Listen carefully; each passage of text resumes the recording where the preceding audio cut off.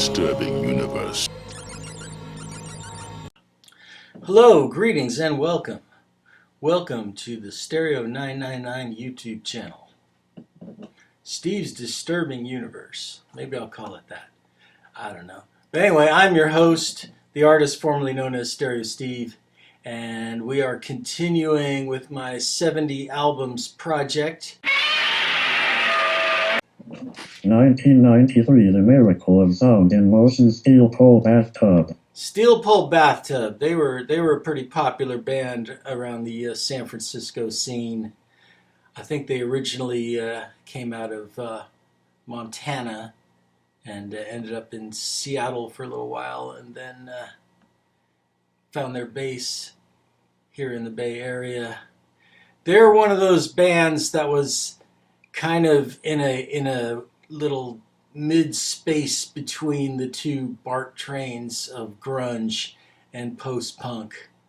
They brought the heavy guitars, but they also weren't afraid to experiment.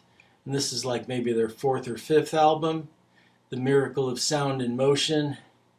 And it doesn't have all the little samples and tape cut-ups like their first record, but it's got some good, solid songs. Of course, since I had it in my garage, this is what they borrowed their graphic design from here. 1994, Dummy Portishead. Portishead. What can I say? This is one of those albums that was a soundtrack to a particular year. You know, the early 90s was when I feel like I was most successful with my bar and club DJing. It was still about a year or two before I returned to radio, but my gig at the Knock Knock Bar and various parties and stuff was picking up, and I was getting in on the new music, you know, the electronic music and whatnot. But yeah, this album took on a life of its own. The lovely vocals of Beth Gibbons and the sampling and just great songs, you know. I mean, nobody knew at the time whether this was just going to be a fad or whether this was going to be timeless, and turned out to be the latter. 1995, the band's Radiohead. Radiohead. Another band that turned out to be huge. I had heard Radiohead a couple years earlier. I was on a date, and my date, she played a cassette tape of Pablo Honey in the Volkswagen Bug, and I was pretty indifferent to it one way or the other. But that date turned into a long-term relationship. Then a few years later, I was on a date, and the radio was on, and High and Dry played on the radio, and I'm like, oh, that's kind of catchy. And I ended up getting the Bends, and it was one of my favorite albums of that year. Of course, that date turned into Heartbreak and Misery, but that's another story. This was when Radiohead really came into their own, and you could hear the potential for things to come. There was a lot of interesting melodic stuff going on, and there were little foreshadowings of the epicness to come. 1996, Dust Cat Cubist Castle Olivia Grammar Control.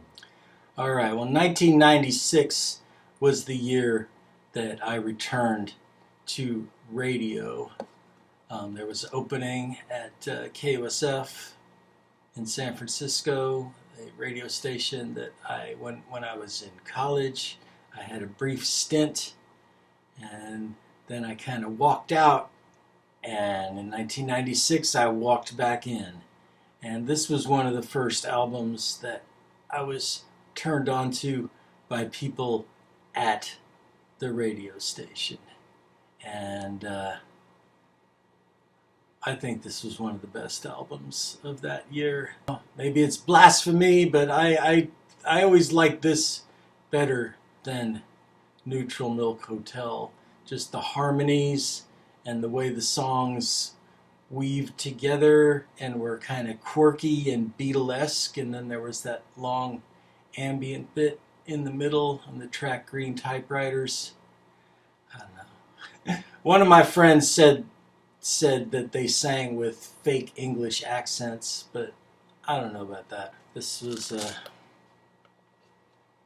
they had this whole Elephant Six, Athens, Georgia, like homegrown art, kind of abstract mythology to it.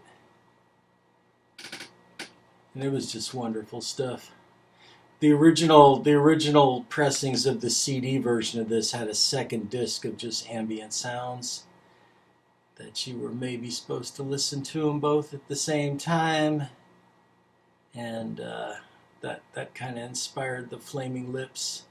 1997 F sharp A sharp Infinity Godspeed You Black Emperor. I guess that's how you pronounce it. F sharp A sharp Infinity by Godspeed You Black Emperor. This is the original vinyl copy of it. The CD has a lot more stuff on it, but the vinyl is really cool. And Dead Flag Blues with that eerie spoken word bit was kind of a precursor of things that were gonna happen to America a few years later. But yeah, this again, it's a debut or else early in a band's career that later became hugely popular, and you could see the seeds of future epicness being planted.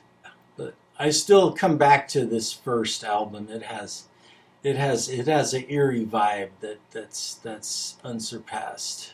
1998 Wendy and Carl, Depths.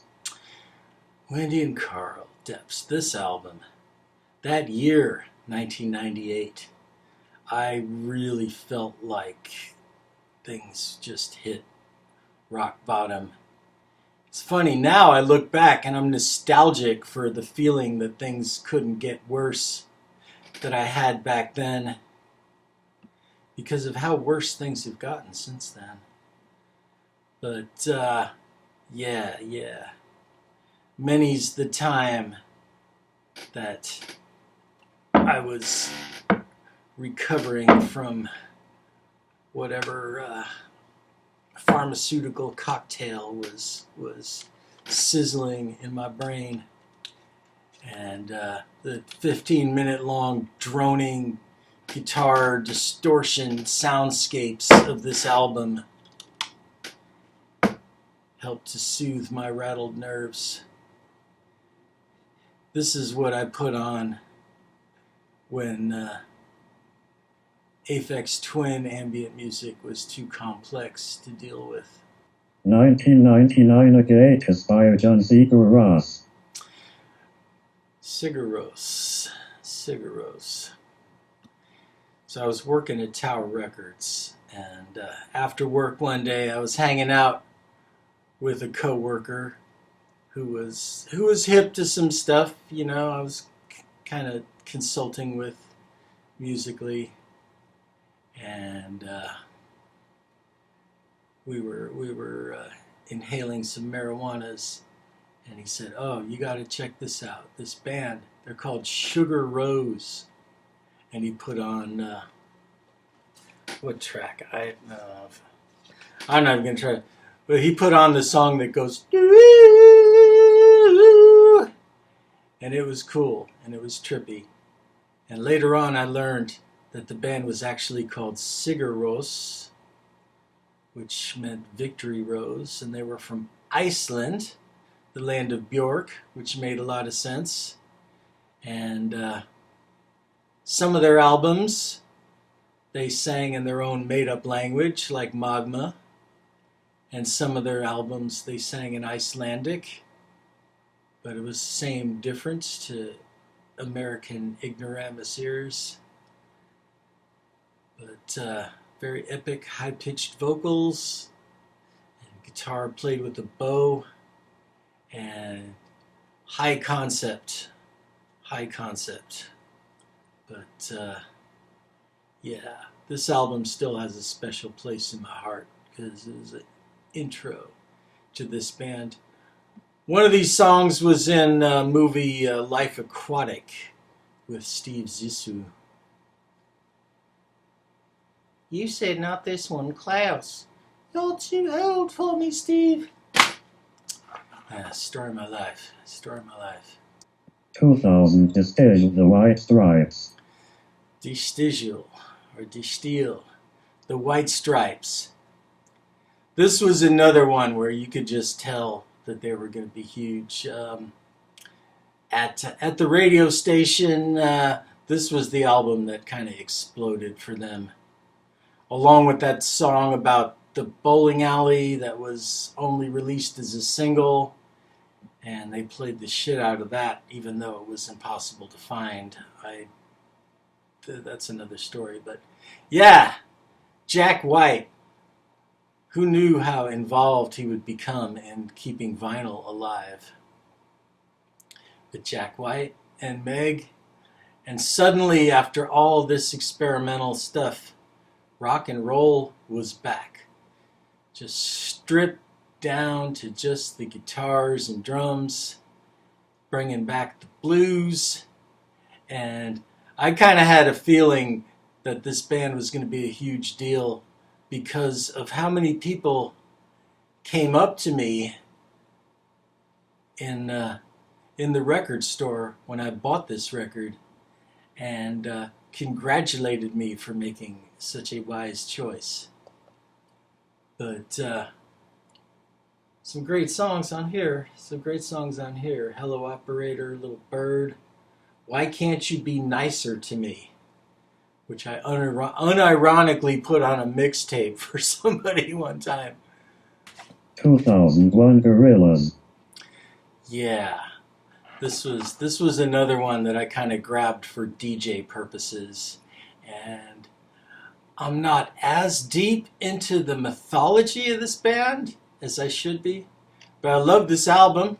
I like Blur, I like Dell, and it's kind of, without the cartoon characters, it's a collaboration between Blur and Dell, the funky Homo sapien, which is pretty brilliant.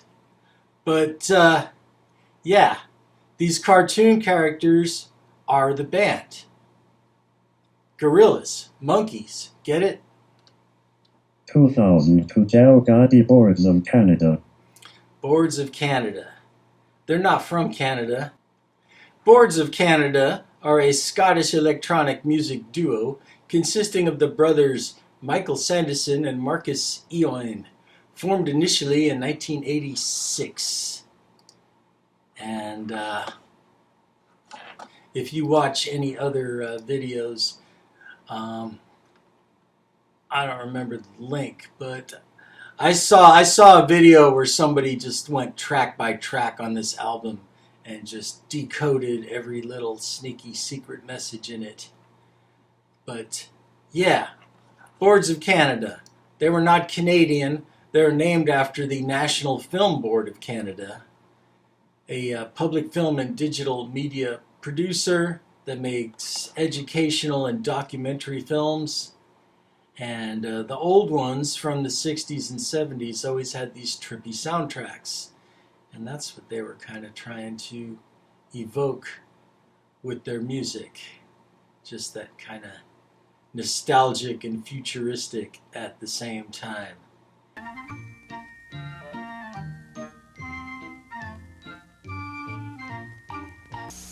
Not every great movie or great arcade game makes a great home video game.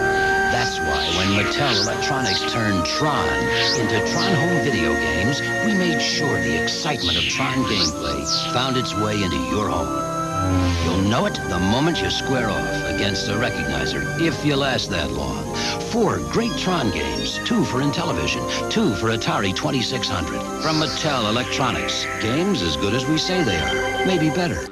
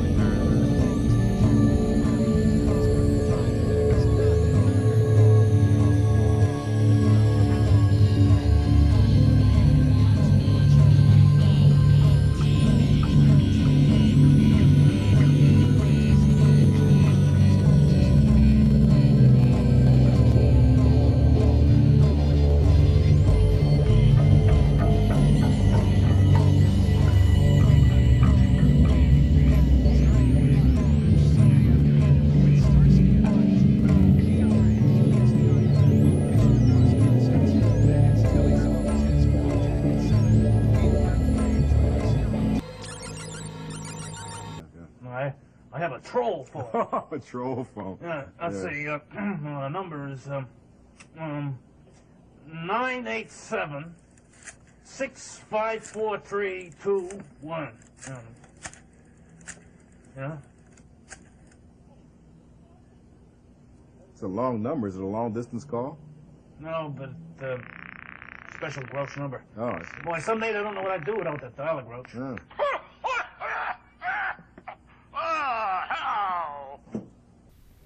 Hey, Steve, you were in my dream last night, and basically you were laying in a garbage can that was on its side, and I was like, what are you doing in the garbage can? Get out of the garbage can. And you did not want to move. So I rolled the garbage can, and then you got out of the garbage can, and you sang a song about it.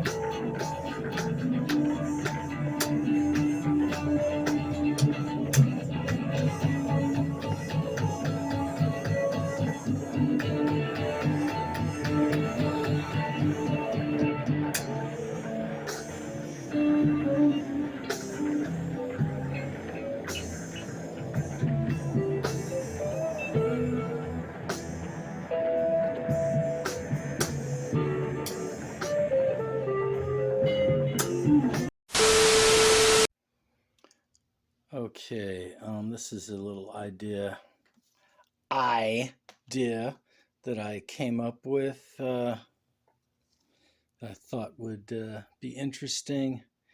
These are a few psychedelic or borderline psychedelic records that I can't remember if I talked about on this channel before or not. If you watch regularly enough, let me know in the comments if I talked about one of these records before. I'm going to start with this. This is Psychedelic Soul by the Freak Scene, and it's on Columbia Records. This is one of those kind of records that maybe it's exploitation or industry plant or something like that. Maybe it's not a real band, but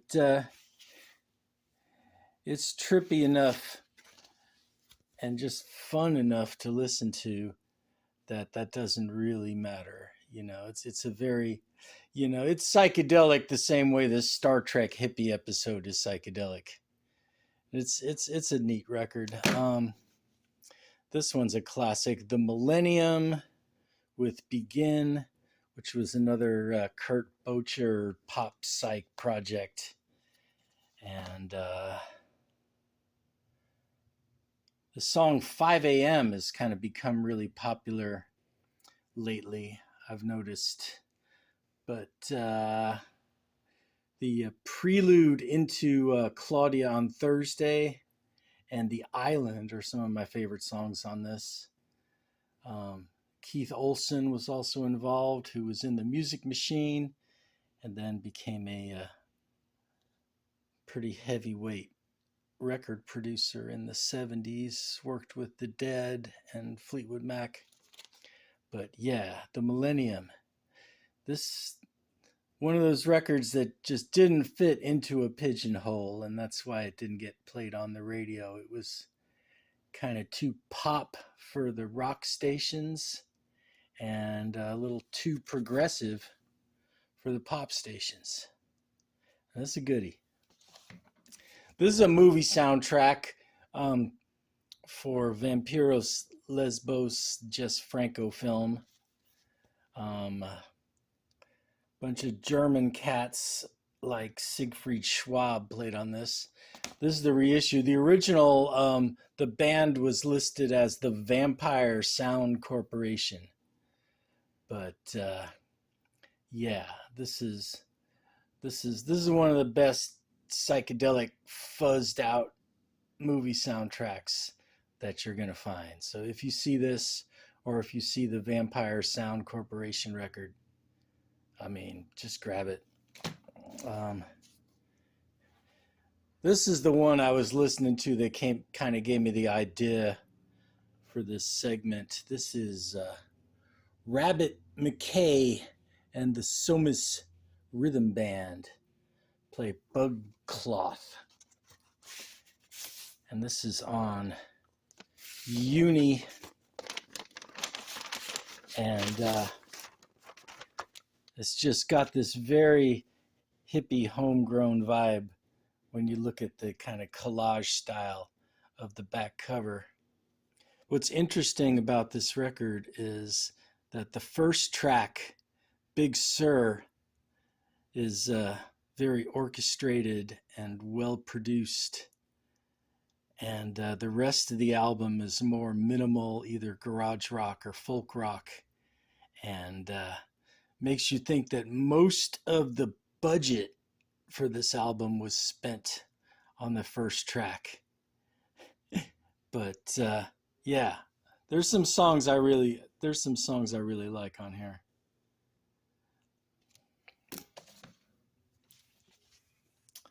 Seraphine and Smoke. This was a kind of obscure one that I learned about on the internet. And then I found this reissue of this on, I'm not going to pull it out to show you the label because it's just a boring plain white label. But Seraphine and Smoke, this might be more like early 70s rock. But female singer with a nice, raspy, dark voice, and real bluesy band.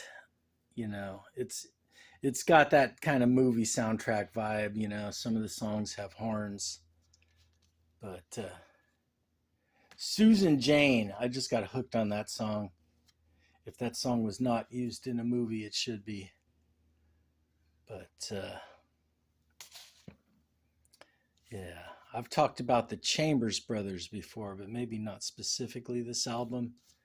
I pointed out the song Funky on the Greatest Hits and that it was sampled by Tribe Called Quest. But the title track for this album, New Generation, is another 9-minute long psychedelic workout with some deep wah-wah guitars and some hard jamming. So, you know, Time Has Come Today was not the only time they did that. There's this song, New Generation, and then there's also the song Love, Peace, and Happiness, which took up a whole album side. This is another one that's along the lines of that psychedelic soul. This is The Head Shop. And this has got some sick fuzz guitar on it, especially the title track and just a ridiculous cover of the Beatles' Revolution and I Feel Love Coming On, which almost sounds like something from Spiritualized or something like that. But yeah, if you want to just apply your suspension of disbelief to some of the vocals and let the fuzzed out guitars wash over you, take a little trip to the Head Shop. This one I might have talked about. I don't know if this even counts as psych. You know, might be roots of progressive rock because they were combining classical and rock elements here, the New York Rock and Roll Ensemble. This was Michael Kamen's band in the late 60s. The conductor for the Metallica Symphony and other symphonic rock endeavors of recent years. And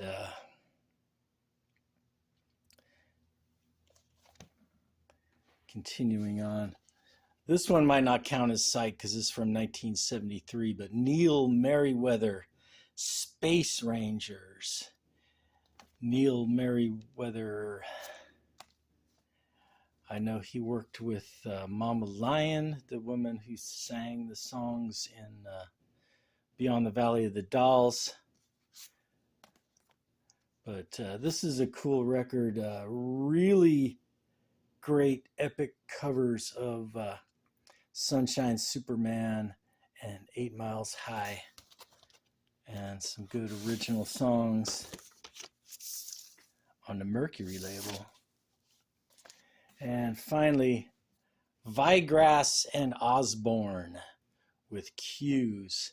This was on Uni Records, and they didn't have to kill this many trees to make a triple gatefold for a single record, but they did. But they're kind of a psych folkish kind of duo, and you know, some A-list session players on here: Chris Spedding, Caleb Quay, Alan Hawkshaw, and on synthesizer, Jeff Wayne.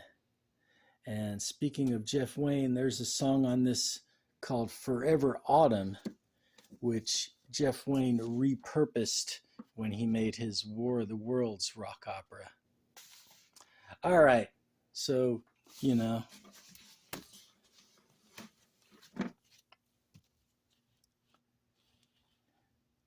there's some relatively psychedelic records. And I don't think I've heard too many people talk about these. If you have, or if you have anything to say about them, let me know in the comments. Up on the roof, there's a crow. Hey, bro. Hey, crow. What you eating? What's the matter? Can't you hear anything? Turn your volume up a little bit. 1 million cycles coming your way. Don't hear anything, huh? What's the matter with your set? Something's wrong with your set if you can't hear 1 million cycles.